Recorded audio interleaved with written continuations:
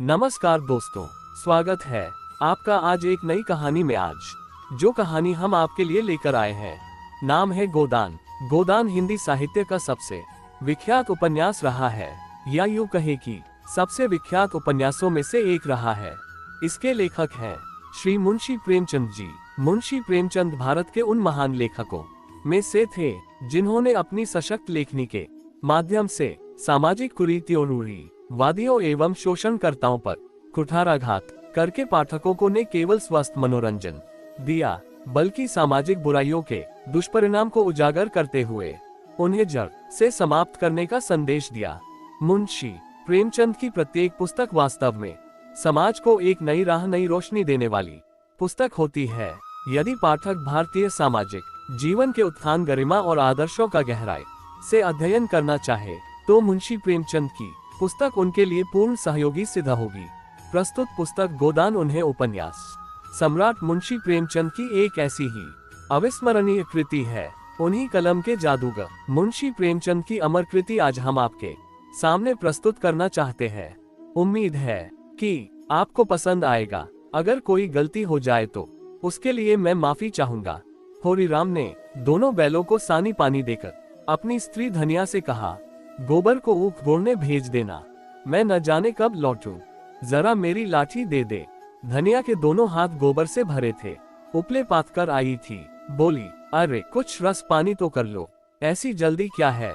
होरी ने अपने झुर्रियों से भरे हुए माथे को सिकोड़कर कहा, तुझे रस पानी की पड़ी है, मुझे ये चिंता है कि अबेर हो गई तो मालिक से भेंट न होगी।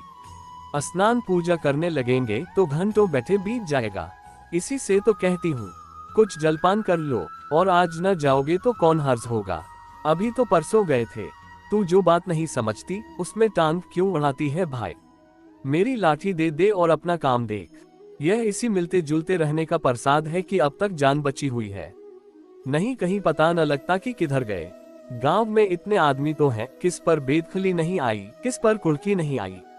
जब दूसरे के पांवों तले अपनी गर्दन दबी हुई है तो उन पांवों को सहलाने में ही कुशल है। उदाहरण, धनिया इतनी व्यवहार कुशल न थी। उसका विचार था कि हमने जमींदार के खेत जोते हैं तो वह अपना लगान ही तो लेगा। उसकी खुशामद क्यों करे, उसके तलवे क्यों सहलाए। यद्यपि अपने विवाहित जीवन के इन 20 वर्षों में उसे अच्छी तरह अनुभव हो गया था कि चाहे कितनी ही कतरब्यूत करो, कितना ही पेट तन काटो, चाहे एक एक कोड़ी को दांत से पकड़ो, मगर लगान बेबाक होना मुश्किल है। फिर भी वह हार न मानती थी और इस विषय पर स्त्री पुरुष में आए दिन संग्राम छिड़ा रहता था। उसकी 6 संतानों में अब केवल 3 जिंदा हैं। एक लड़का गोबर कोई 16 साल का और 2 लड़कियां सोना और रूपा 12 और 8 साल की। 3 लड़के बचपन ही में मर गए। उसका मन आज भी कहता था अगर उनकी दवा दारू होती तो वे बच जाते, पर वह एक धेले की दवा भी न मंगवा सकी थी। उसकी ही उम्र अभी क्या थी, 36वां ही साल तो था, पर सारे बाल पक गए थे, चेहरे पर झुर्रियां पड़ गई थी, सारी देह ढल गई थी। वह सुंदर गेहूं और रंग संवला गया था और आंखों से भी कम सूझने लगा था। पेट की चिंता ही के कारण तो कभी तो जीवन का सुख न मिला। इस चिरस्थायी जीर्णावस्था ने उसके आत्मसम्मान को उदासीनता का रूप दे दिया था। जिस गृहस्थी में पेट की रोटियां भी न मिले उसके लिए इतनी खुशामद क्यों। इस परिस्थिति से उसका मन बराबर विद्रोह किया करता था और 2-4 घुड़कियां खा लेने पर ही उससे यथार्थ का जनान होता था। उसने परास्त होकर होरी की लाठी, मिर्जई, जूते, पगड़ी और तमाकू का बटुआ लाकर सामने पटक दिए। होरी ने उसकी ओर आंखें तरेर कर कहा, क्या ससुराल जाना है जो 5 पोशाक लाए है। ससुराल में भी तो कोई जवान साली सलहज नहीं बैठी है जिसे जाकर दिखाऊं।